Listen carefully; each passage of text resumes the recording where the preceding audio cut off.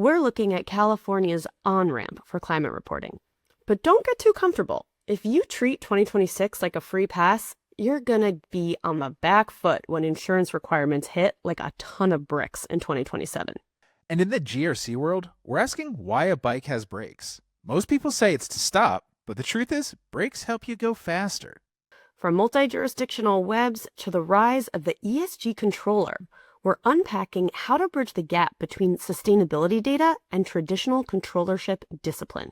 Plus, a look at how AI is turning GRC from a back office checkbox into a strategic compass. Welcome to the pre-read. Just like the slides you get before your big meeting, the pre-read prepares you, CFOs, and other executives for the next big thing. It's the global podcast where finance, sustainability, audit, and risk teams come together in the C-suite. If you're making decisions at scale or need to understand the leaders who are, you're in the right place. This is the pre-read, brought to you by Workiva. I'm Alyssa Zucker, sustainability nerd and equal opportunist caffeine addict. And I'm Mike Gravano, pre-read producer and recovering cherry Coke addict. What's in store for us today, Alyssa? Well, today we have a packed episode that spans the globe. We're moving from the latest climate mandates in California and Europe to a fundamental rethink of GRC. First up, you sat down with sustainability expert and mandolin maestro Mark Mellen to break down the shifting sustainability landscape. What are some highlights from your chat? Well, I'll focus on my favorite topic, which of course is climate. The first was this idea. That's right. Let's get those cheers going. The first was this idea of the soft launch. So for 2026, CARB is providing a lot of leeway for SB 253 emissions reporting, which includes a phased out assurance requirement for that first year. However, this is basically intended to be a test year to build processes. And companies that delay until 2027 are going to face really rigorous and challenging assurance requirements without any kind of safety net. The second is really about the difference between climate risk and emissions disclosure. So while SB 261, which is of course the climate risk disclosure requirement, faces legal hurdles, SB 253, which is focused on emissions disclosure, is moving forwardly independently. And interestingly enough, actually, regardless of the mandates, what we're actually seeing in the market is that leaders are performing climate risk assessments really as a commercial requirement to better manage the rising insurance rates and physical asset impacts that's really fundamental to this kind of risk. Mike, what did you take away from this conversation? Nice. I thought the rise of the ESG controller is incredibly fascinating. So we all know companies are navigating this fragmented, multi-jurisdictional web of disclosure mandates, right? CSRD, ISSB, California, and they're looking to consolidate data across regional entities into that single source of truth. So this requires bridging traditional controllership discipline with the sustainability domain expertise to ensure processes and data are properly governed to meet assurance requirements for disclosure. I think we're going to see some rock stars come out of this new form. And the second is quantifying sustainability value, which we have talked about on and off through different episodes. So leading CSOs and CFOs are moving beyond compliance to quantify value creation for sustainability, tracking revenue metrics like total contract value and RFP wins tied to sustainability infrastructure in addition to OpEx savings. So with that, let's hear from you and Mark. Let's kick it off at home with the local landscape. What's the latest from CARB on California's climate disclosure requirements? You know, I think when we're looking at the U.S., obviously it goes without saying, but no federal mandate on climate disclosure. And what we're really seeing broadly is a state-led effort, obviously by California the first. They've got their laws in place and first-year reporting actually kicking in. And we are seeing other states like New York moving similar type bills through the legislative process. But the latest from CARB, specifically with California, is really this idea of the very intentional and reasonable soft on-ramp to first-year compliance reporting. So for this 2026 year for SB 253, the date is set, it's happening, reports are due, but there's frankly a lot of leeway or flexibility in what CARB is expecting. Most importantly, they phased out the assurance requirement for this first year. And they're really giving companies the opportunity, frankly, to treat this as a first year on-ramp to test, get your programs and processes in place. What they want to see companies doing is putting in the effort to take a best try at doing emissions disclosure if it's for the first time. And so I think the really important takeaway here, frankly, is the companies who are seeing this as a free pass year are really going to be behind on the back foot, because 2026 is all about getting your process started to get your emissions inventory out, because in 2027, those assurance requirements are very much back in action. And I think CARB is going to expect no excuses from companies because they gave them this soft launch year to kind of try it out and get their feet under them. So I think the companies that delay are really going to be on the back foot for that 2027 requirement. So that makes sense, Alyssa. What are companies most concerned with if this is just a practice run? There's obviously still some details that are still forming. So some of the things we're waiting on for more prescriptive guidance from CARB have to do with how you set your boundaries, what control approach they're going to require or recommend, Scope 3 requirements, and if there will be additional phase-in across the different categories. But apart from all of that kind of technical detail, what companies are really focused on is that assurance requirement, right? And we know that when there's assurance in play, you don't just start an effort and kind of have it all under your belt on the first try. And so we're seeing a lot of companies focus on that pre-audit, kind of that pre-work, getting their auditors involved early, setting their program up with the right foundations, the right internal controls to pass that audit.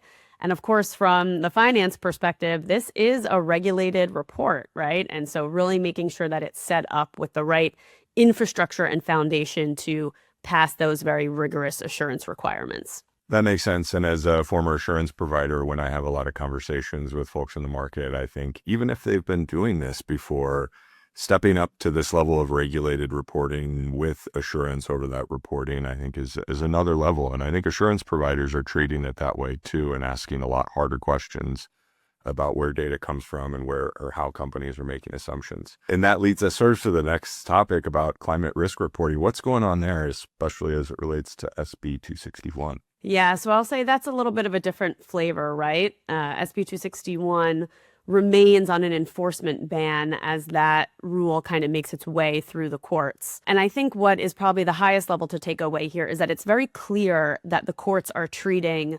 retrospective emissions accounting and disclosure of SB 253 very differently than the forward-looking risk statements of SB 261.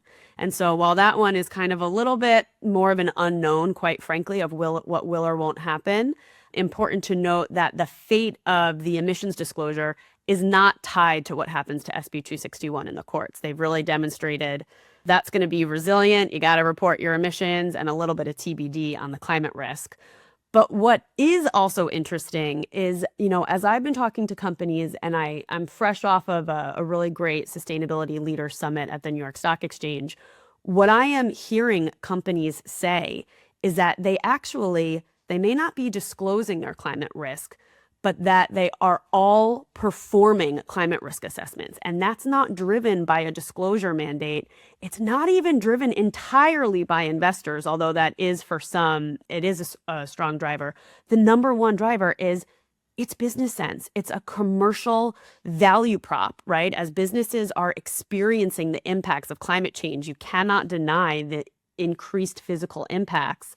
It is a commercial requirement to truly understand, from an investment perspective, from a lending perspective, from rising insurance rates and operating cost perspective, how a changing physical environment and climate is going to financially impact your business, because it is going to. And so this is an exercise that companies are doing, bringing together their kind of ERM teams with their sustainability teams to do this exercise from the business purview, regardless of any disclosure requirement. So that's what I would say is kind of the update here in the US. But frankly, we've got some maybe more exciting things happening across the pond, or the proverbial ponds, I'll say. Mark, from a global perspective, what's been going on in the mandated reporting space the past couple months? There's obviously been so much iteration and evolution. What's the kind of state of affairs when we, look to some of those countries that do, in fact, have the reporting mandates in place? Yeah, Alyssa, you're not wrong. It's been kind of crazy as usual in the world of sustainability reporting and regulations across the globe over the past 3 months. to a year, really. Even everyone's favorite word over the past year has been omnibus, obviously, as it relates to the CSRD's evolution, which we now have more certainty on, especially with those companies that are wave 2 or potentially subject as non-EU entities. And I think we're seeing a lot of companies see that certainty as a signal to prepare and take preparation more seriously. In addition to CSRD, we see ISSB really kicking in. ISSB related regulations are being considered or are already in place in nearly 40 countries around the world. And I think what we're seeing there is, again, companies being subjected to a higher level of assurance over those climate related disclosures, whether that be the emissions or the climate related risk disclosures. So while we may have a pause here from a California perspective, as you mentioned, the value drivers, as well as other regulatory drivers, are really forcing companies to think about this more seriously and take things more seriously.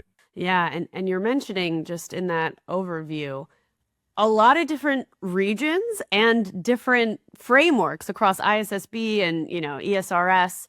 And so from that kind of like multi-jurisdictional reporting requirement, we recently met with a group of controllers at our ESG controller roundtable.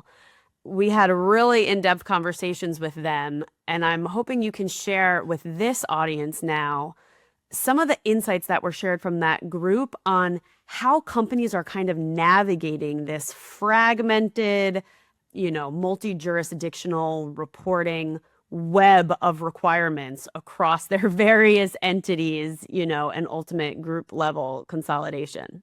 Yeah, Alyssa, is great to have those conversations and learn from each other in terms of what folks are focused on. And you mentioned it in the beginning as it relates to California, and companies are happy to have a practice year or sometimes 2, or maybe not a practice year, as we talked about in Australia. The ISSB related or ASRS aligned regulations are already in place for some companies, and that does impact some companies in the US. Those companies that do have the ability to practice going through a more rigorous reporting cycle are definitely taking advantage of that. And I think their assurance providers, even if they're doing this on a voluntary basis, are taking advantage of that too to help get them ready. I think when we think about this idea of an ESG controller and existing reporting processes that may have been in place from, again, a voluntary perspective, there's some challenge in terms of clarity on who owns what, who owns the actual issuance of that report, the compilation of that report, the gathering of the data. And sometimes that lack of clarity can slow execution and increase the risk of gaps in reporting. So companies need to make sure that everybody's on the same page, collaborating, coordinating, and communicating accordingly.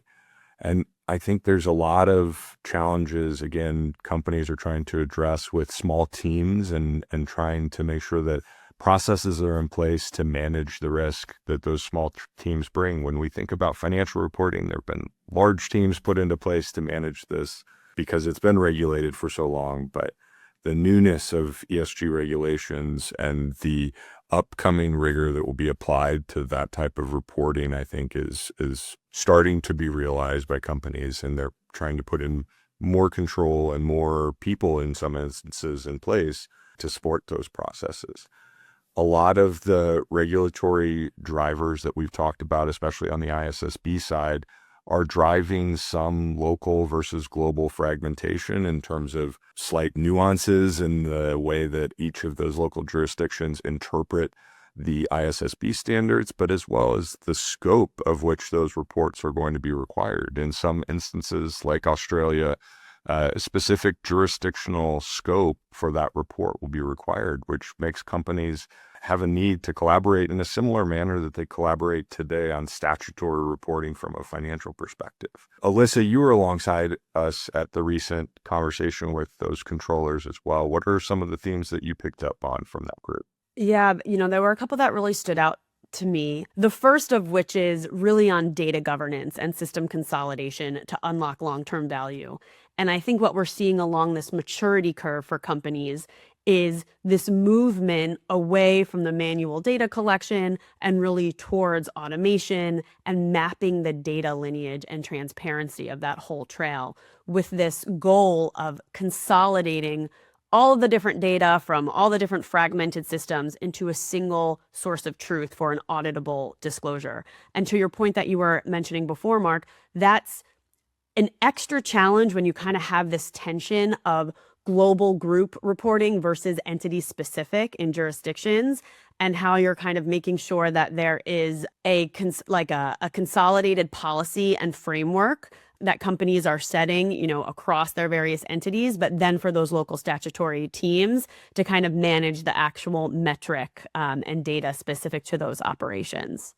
And then the second one is also, it's really focused on that assurance strategy and focusing right now on this idea of readiness. And so what we're seeing a lot of companies do is kind of do that pre-audit, that practice stage, almost approach their assurance before the full requirements kick in with like more focused like practice runs with more specific scope. So they're focusing more so on detailing this like subjective logic to demonstrate trust behind the figures before they go to kind of the full scale and just like the evolution of what that is working with their providers. The last one that I'll just mention on that was really this idea of kind of the evolution of the controller role itself and really bridging that controllership discipline in traditional financial accounting with sustainability disclosure. And this is a group that we've been working quite closely with, and we see just how critical their role is to bridge that gap and the different hats that they wear. Because to your point before, there's a lot of change management involved here. Who's owning this process? Is it the finance team for the disclosure? Is it kind of the domain experts in sustainability who have been working with this data? And how controllers are really bridging that gap from a process standpoint, from a relationship management and change management standpoint, and just some really fascinating kind of trends there in terms of that role. So, Alyssa, what have you been hearing in the market, how chief sustainability officers are working with chief financial officers to demonstrate value creation through sustainability? Such a hot topic these days. I love this topic. We should have honestly opened with this topic because this is what it's all about.